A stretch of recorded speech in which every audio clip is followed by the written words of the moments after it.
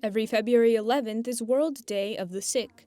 This year, Pope Francis launched an appeal to make a relationship of trust a fundamental part of caring for the sick. Non la si può mai pretendere, non si It's può something mai that can never be io imposed. comincio We a normally risolvere start by tramite building a delle relationship of attività trust with the qui, people mi around tengo us, accanto a with queste those who are persone lì present, with those presenti, who are quindi sincere, mi and rivolgo don't mi interact rivolgo with us out of pity. principalmente It's in that questo gaze that modo, knows how to understand and pensando respect suffering and senza struggles, of comprendere questa someone who knows necessità e how to quindi quietly senza accompany the sollecitare sick. lo Roberto Tomaino is the chaplain at the Soveria Manelli Hospital in Calabria, an Italian region whose healthcare system was especially hard hit by the pandemic because of corruption. He says that for Christians, the sick person is Christ. He explains how fear and uncertainty took over his community when Italy went into lockdown on March 8, 2020. He found the courage to make himself present to those who most suffered during the pandemic when he saw the example of how medical personnel treated the sick in a healthcare system struggling with corruption.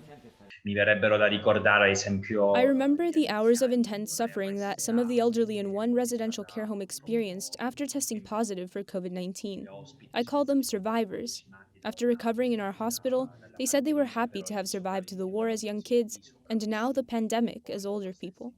He joined the ranks of many other priests who have been spreading the gospel message on social media. During Holy Week, he spearheaded this impressive procession, which people watched from their balconies and windows.